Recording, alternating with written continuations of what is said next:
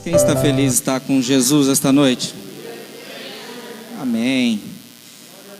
Antes de nos assentarmos, vamos ler o versículo, a palavra oficial desta noite.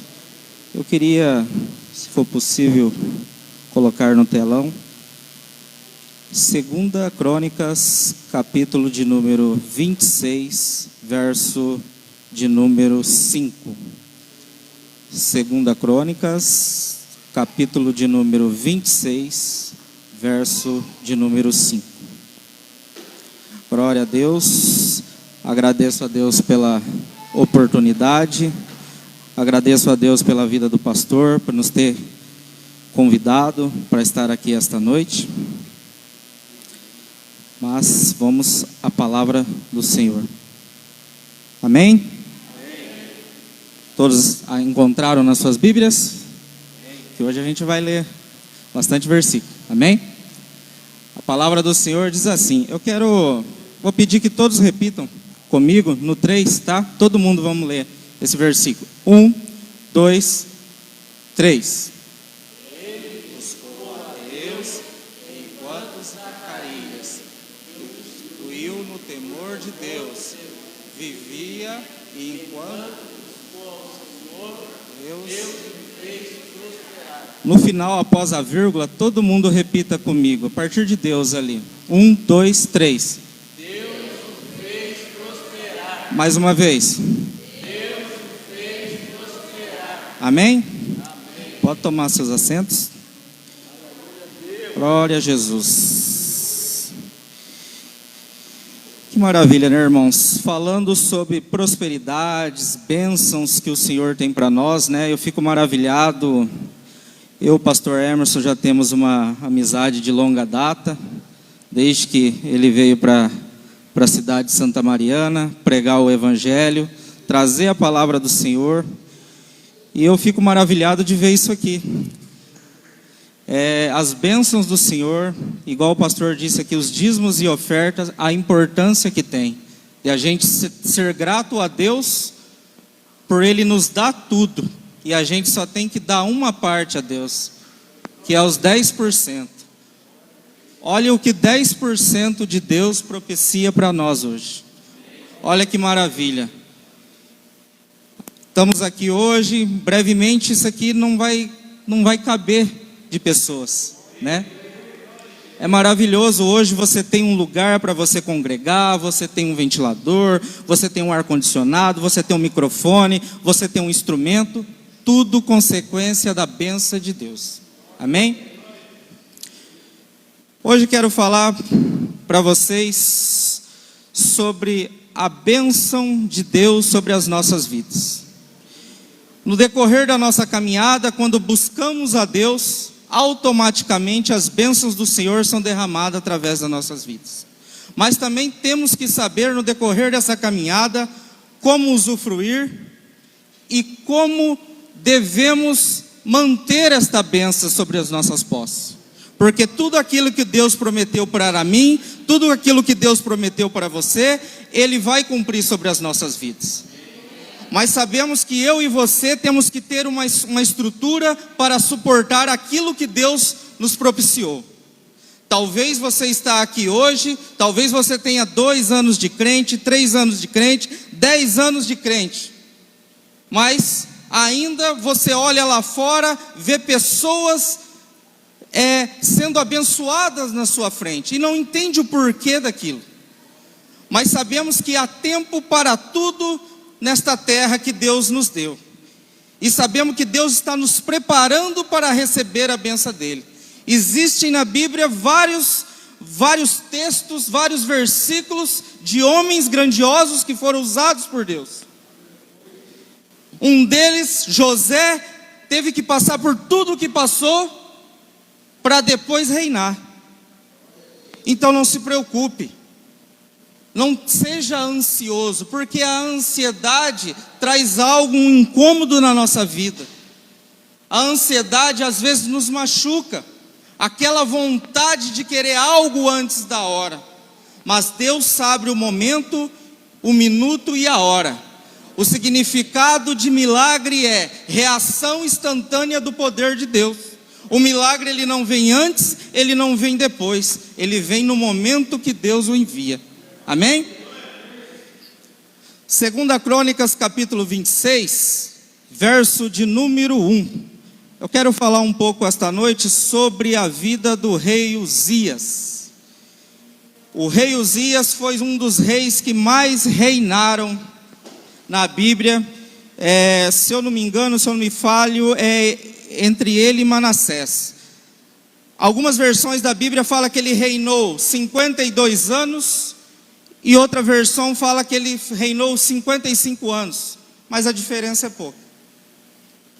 E fala no primeiro versículo de 2 Crônicas, capítulo 26, a palavra de Deus diz assim: então todo o povo tomou a Uzias, que era da idade de 16 anos, e o fez rei em lugar de Amazias, seu pai. Amém? Tem uma palavra de Deus para você esta noite. Não tem idade para você reinar. Se Deus falou que você vai reinar, você vai reinar. Se Deus falou que você vai prosperar, você vai prosperar. Se Deus falou que você vai dar certo, você vai dar certo. Não importa o que estão falando lá fora de você, importa é o que Deus pensa de você. Amém? O verso de número 2 diz assim: este edificou a Elate e restituiu a Judá, depois que o rei adormeceu com seus pais.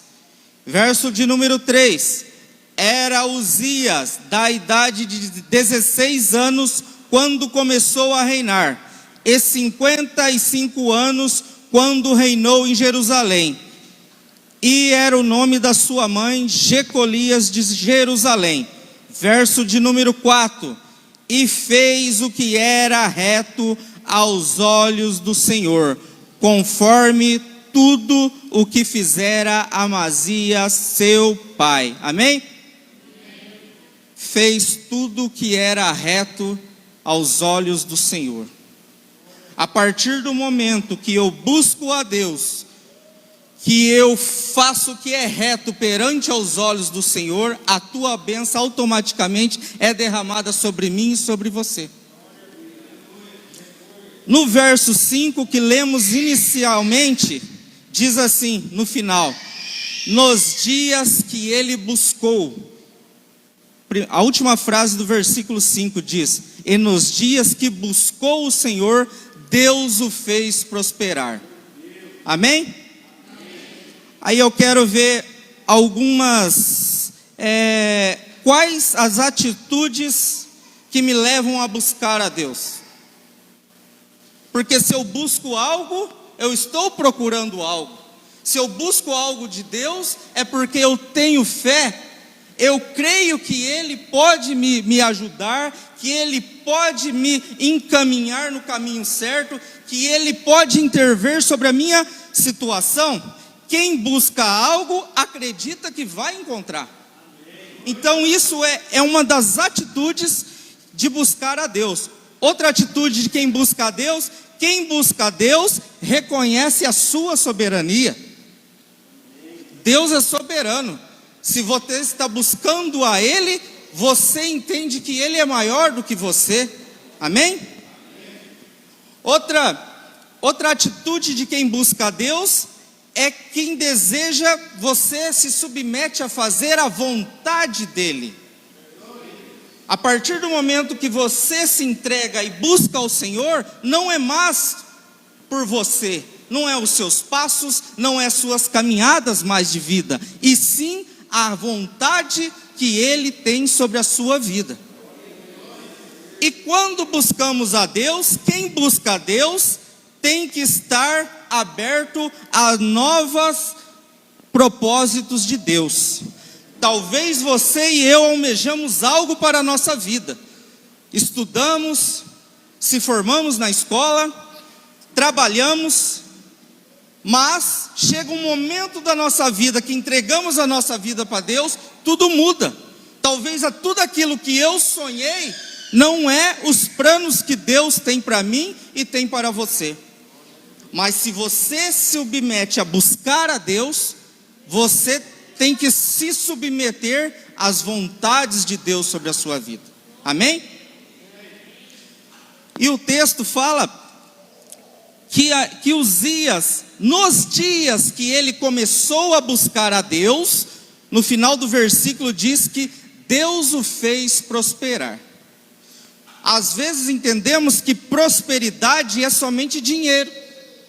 Às vezes entendemos que prosperidade é carro novo. Às vezes entendemos que prosperidade é casa nova. Mas prosperidade é você ter aquilo que é eterno. Porque a partir do momento que eu aceitei a Jesus como Senhor e Salvador da minha vida, eu recebi aquilo que é eterno. O direito do meu nome está escrito no livro da vida e de ser salvo.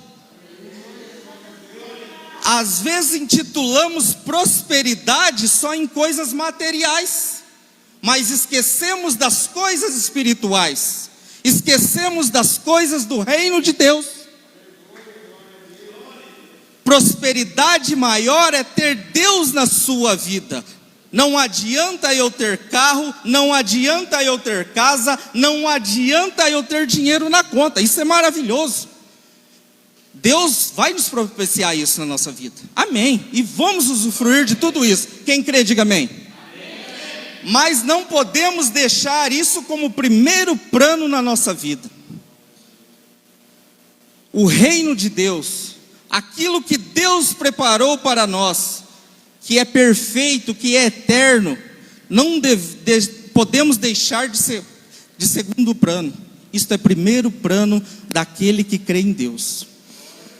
E Uzias, quando se deu a buscar a Deus e Deus o fez prosperar, ele começou a ser abençoado.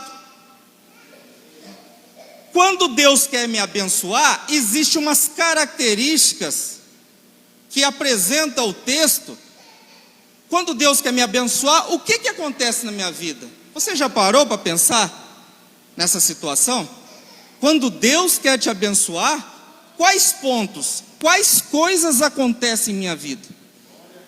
Eu vou ler para você do verso número 6 até o verso número 15.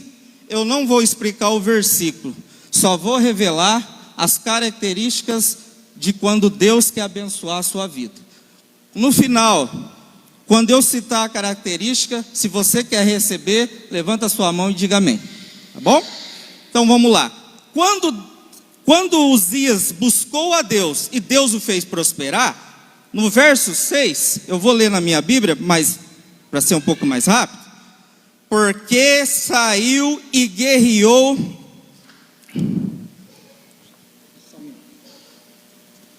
Porque saiu e guerreou contra os filisteus, e quebrou o muro de Gate, e o muro de Jabiné, e o muro de Asdod, e edificou cidades em Asdodes, e entre os filisteus. Quando Deus quer te abençoar, levanta a tua mão, seus inimigos serão derrotados. Quando Deus quer te abençoar, você vai conquistar o território do inimigo. Amém? Verso de número 7. Deus o ajudou contra os filisteus e contra os arábios que habitava em Gurbal, e contra os meunitas. Levanta a sua mão. Quando Deus quer te abençoar, haverá uma ação direta em seu favor. Haverá uma ação direta em seu favor. Quem crê, diga amém. Verso de número 8. E os amonitas deram presentes a Uzias, e o seu renome foi espalhado até a entrada do Egito, porque se fortificou altamente.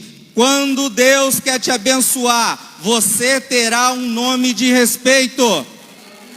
Quando Deus quer te abençoar, você se tornará forte. Olha as características que Deus apresenta quando Ele quer nos abençoar. Eu não sei se isso está acontecendo. Ei.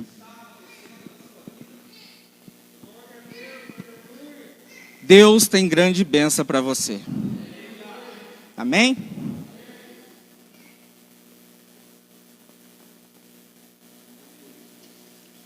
Glória a Deus. Verso de número 9. Também Uzias edificou torres em Jerusalém, a porta da esquina e a porta do vale, aos ângulos a fortificou. Quando Deus quer te abençoar, a tua casa será forte. Amém? Mais uma vez, a tua casa será forte. Glória a Jesus. Verso de número 10.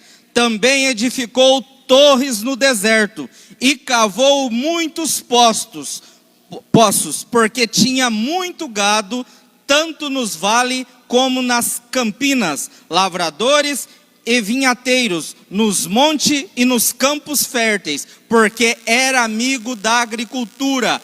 Quando Deus quer te abençoar, prosperidade material vem sobre a sua vida. Prosperidade material vem sobre a sua vida. Amém? Glória a Jesus. Verso de número 11. Tinha também Uzias um exército de homens destros nas armas, que saíam à guerra, e tropas segundo o número da lista feita por mão de Jeiel, chanceler, e Maceias, oficial, debaixo da mão de Amanias, um dos príncipes do rei.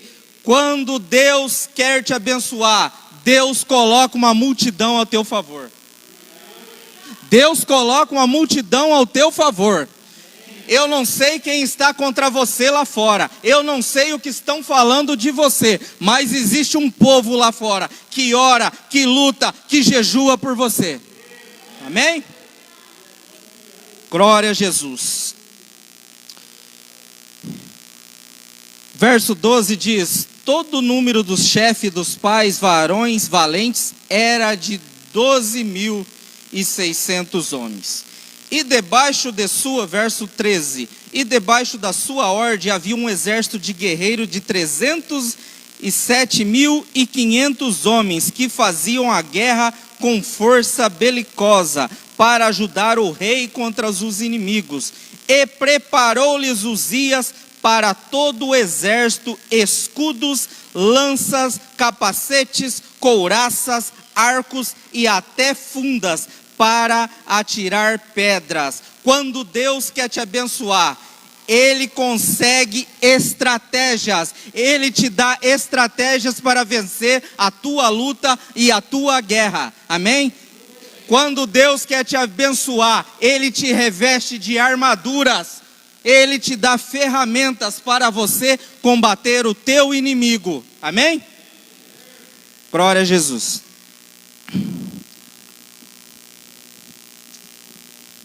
Uzias, como vocês viram, quando ele se deu a buscar a Deus, que ele começou a prosperar, características começaram a aparecer na vida dele. Foi um homem muito abençoado, né? Um homem que o pai de Uzias caiu na idolatria, antes de Uzias sucedesse ao trono. Mas Uzias, diferentemente do pai, ele não caiu nessa idolatria, ele confiava no Deus Todo-Poderoso. Igual eu disse no começo, quem busca a Deus procura algo, né? Quem procura algo quer achar uma relíquia, uma bênção, algo especial para a tua vida, e que só Deus pode nos dar. E Uzias propiciou de tudo isso. Aí o verso de número 15 diz também que em Jerusalém ele fez invenção de máquinas. Olha a época que vivia. Hoje vivemos a era da tecnologia, mas naquela época invenção de máquinas era coisas especiais, era para pessoas inteligentes, pessoas capazes. E fala que ele teve engenheiros, né, que criaram essas máquinas. E fala também que essas máquinas atiravam flechas e grandes pedras.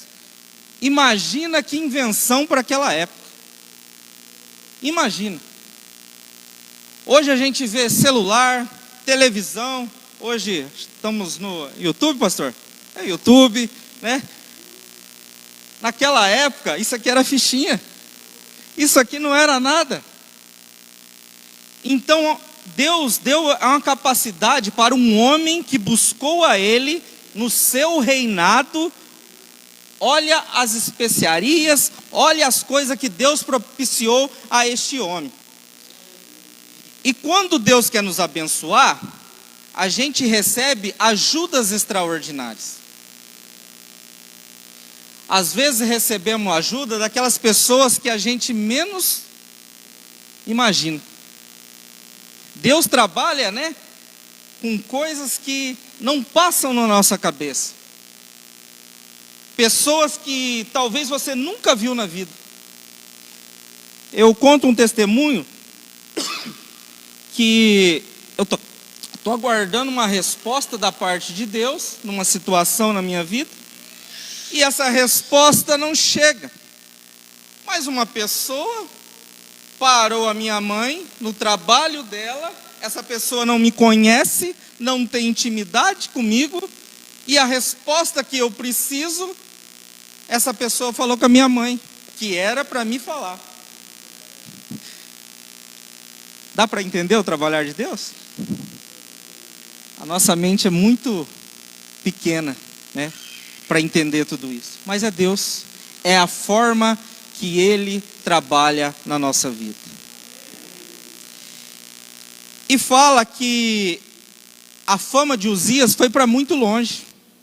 Imagina aquela época, não existia celular, não existia correio, não existia e-mail, não existia WhatsApp, não existia Facebook.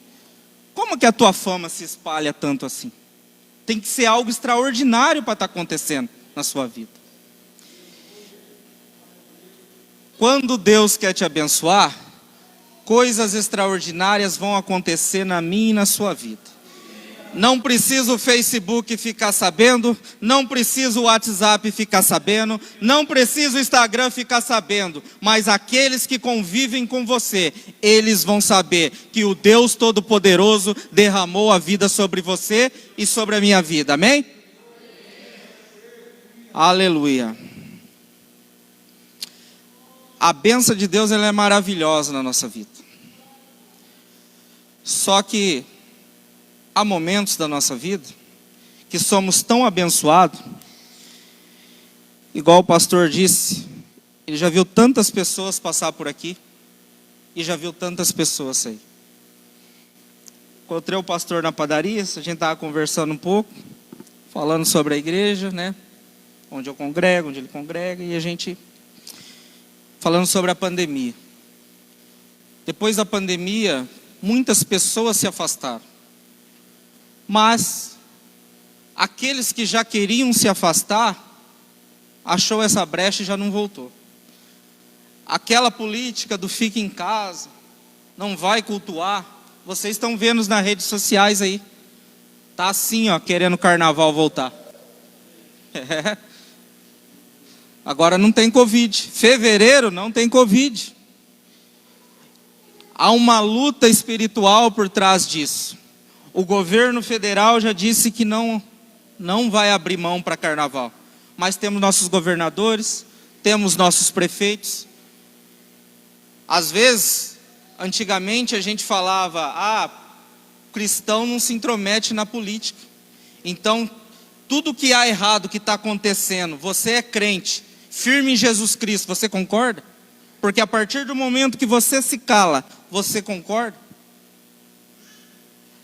Tem um povo lá fora orando, jejuando. Há pessoas lá fora, pessoas que Deus levantou, homens de Deus que são senadores, deputados, né, que lutam pelas causas cristãs, pela família cristã. Então eu e você não podemos compactuar com essas coisas. Então, tantas pessoas passaram por aqui, por todas as igrejas do Brasil. Mas essa pandemia deu uma peneirada. Aqueles que já não queriam vir mais, só teve uma desculpa para sair. Outros que estavam ali, né, como se diz, balançando, aproveitou para sair. Mas eu tenho algo para falar para você. O pastor falou aqui sobre a passagem do filho pródigo. Filho volta. Filho volta. Filho volta. Aquele filho saiu de casa, tinha todas as heranças e bênçãos que o pai deu a ele, mas ele tomou para si a decisão de sair. Foi a atitude dele, não do pai. Quando ele perdeu tudo, não tinha mais nada, ele voltou. Mas ele não voltou por causa do pai, não voltou porque ele sentiu saudade do irmão, ele voltou porque ele sentiu necessidade. Ele voltou porque não tinha outro meio, mas ele lembrou de um lugar que não faltava nada, de um lugar que tinha tudo, de um lugar que tinha festa, de um lugar que tinha alegria. E este pai estava lá de braços abertos para teu filho. Não importa o que falam de você. Tem pessoas de vários lugares desta igreja que às vezes hoje não está aqui, mas eles reconheceram Jesus como Senhor e Salvador da sua vida, e são filhos. Existe um tempo, existe um momento, mas eles voltam. Os que não voltam nunca se converteram, mas os que voltam sentem o cheiro, é a ovelha sentindo o cheiro do teu pastor.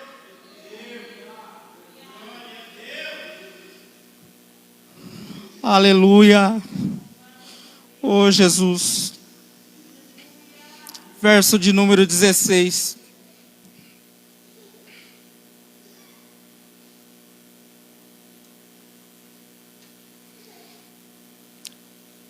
Mas,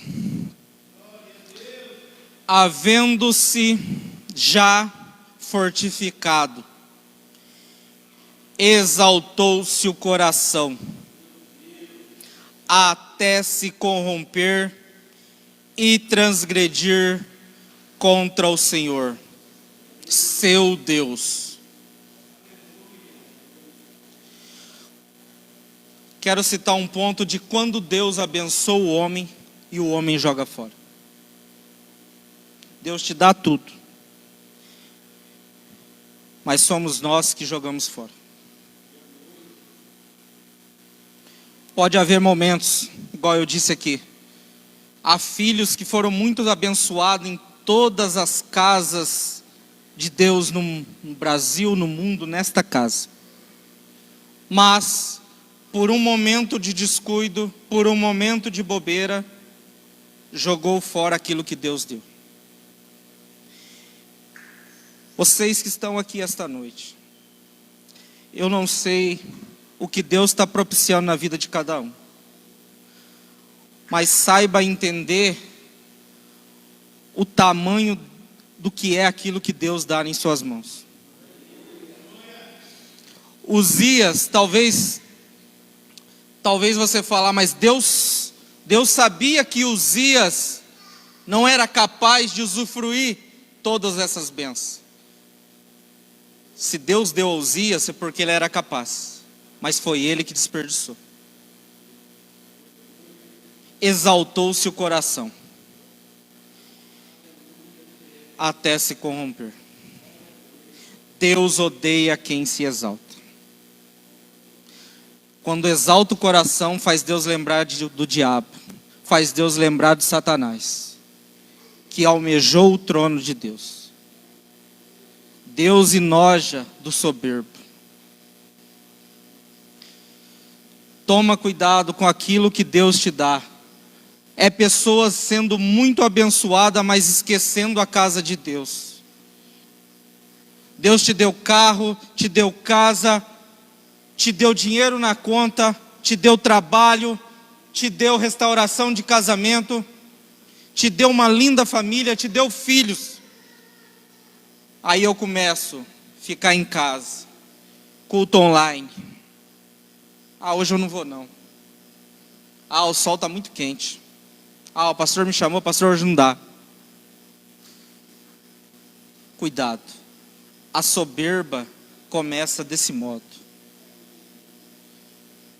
Esquecemos do nosso abençoador e damos valor aos bens materiais.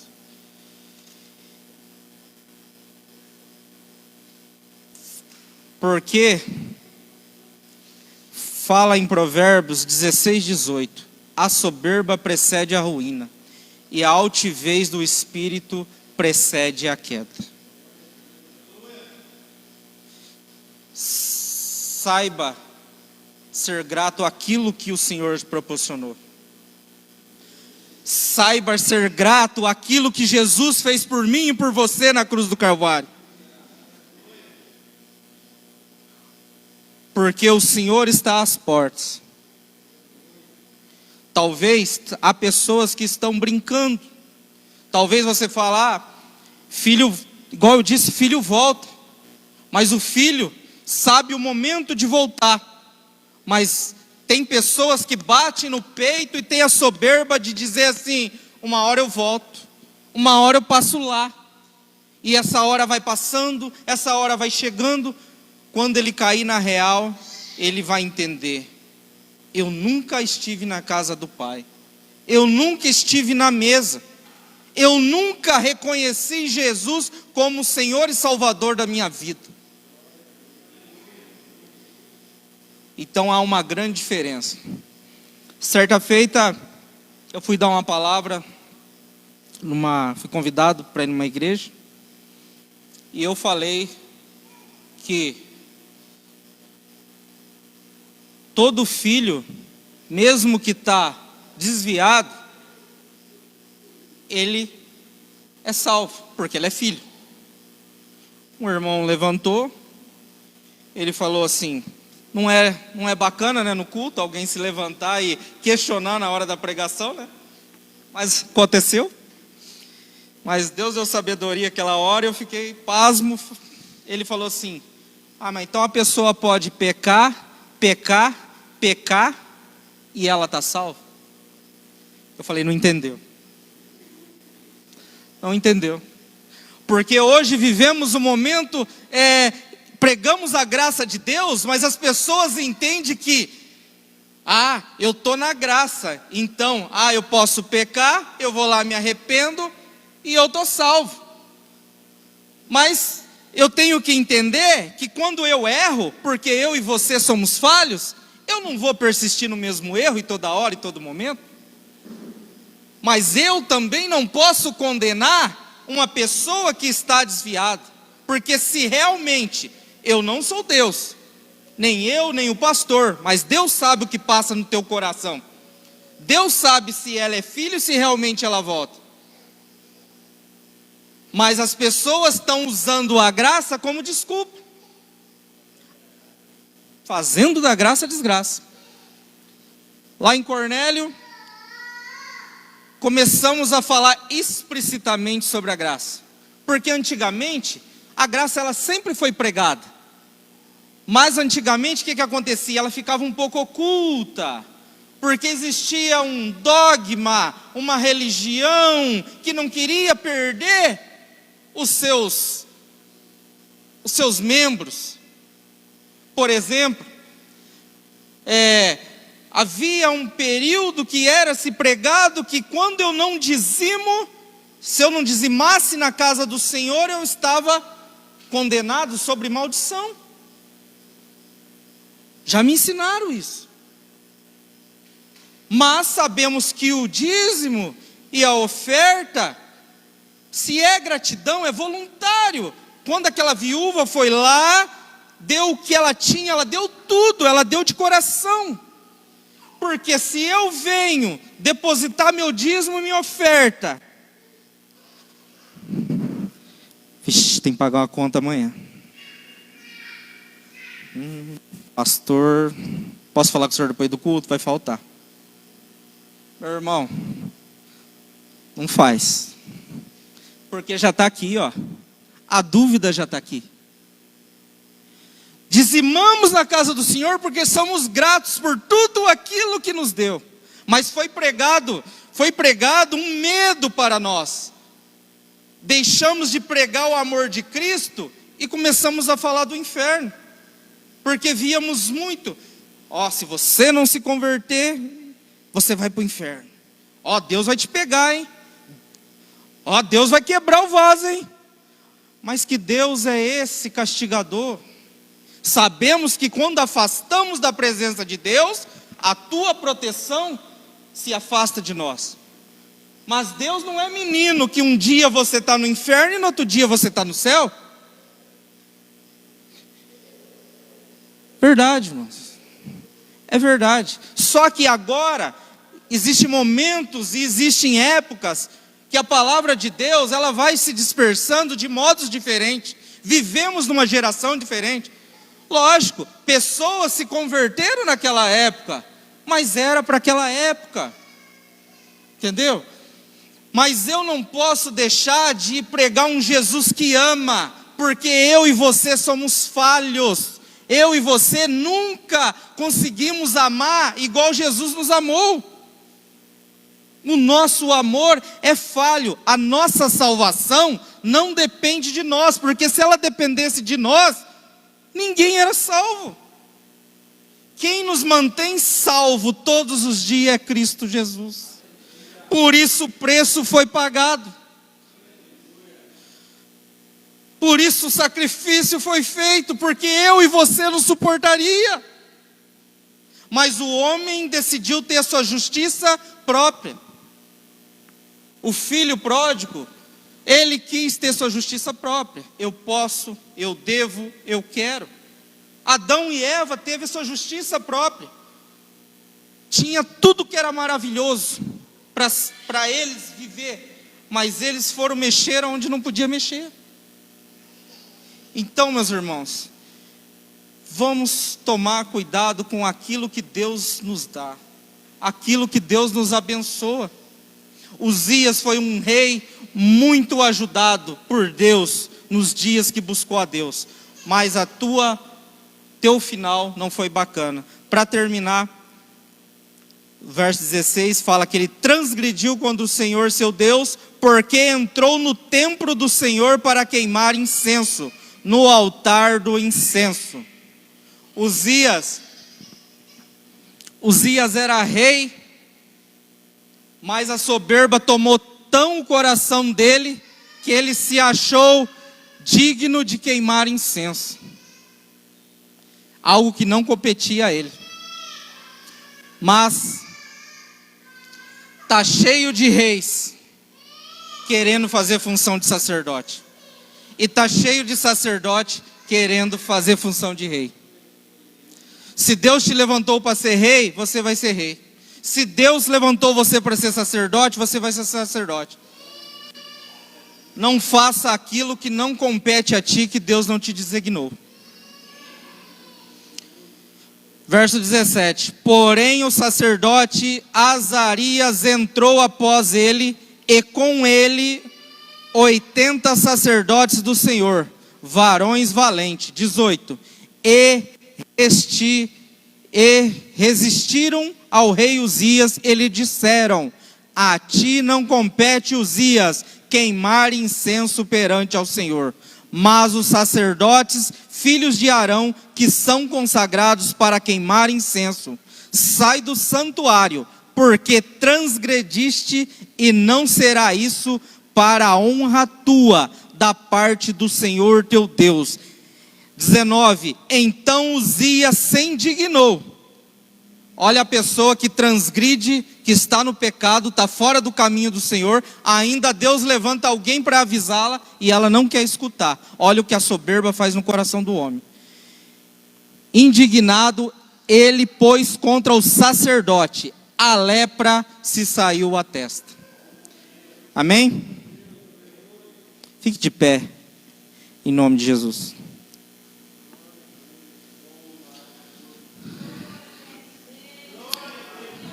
Na época de lei,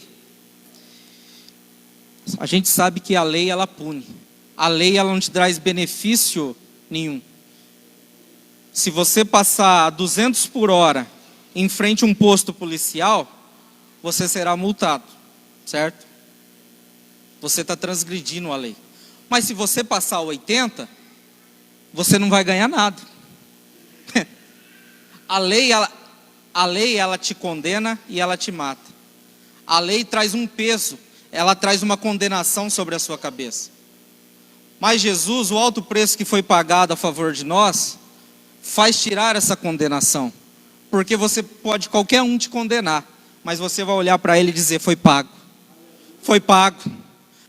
A nota foi rasgada, a promissória foi rasgada, foi pago. Mas em época de lei, Uzias transgrediu o que não podia fazer.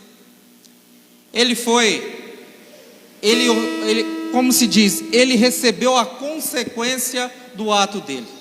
Mas fala que ele viveu todos os seus anos com a lepra e depois ele faleceu. Eu e você em Cristo Jesus podemos falhar. Talvez eu e você falhamos essa semana, não sei.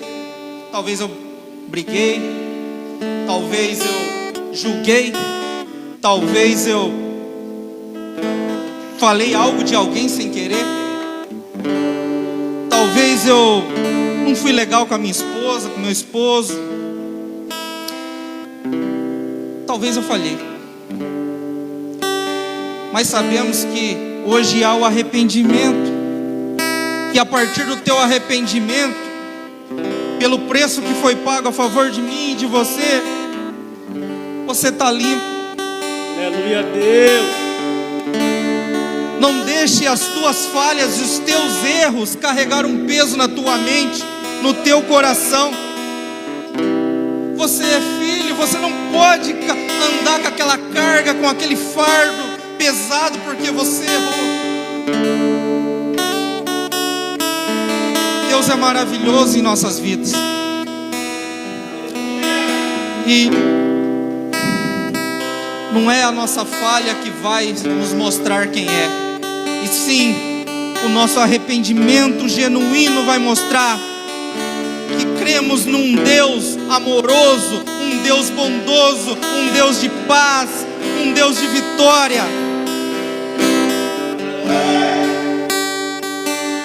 O fato de eu errar não significa que não vai ter consequência.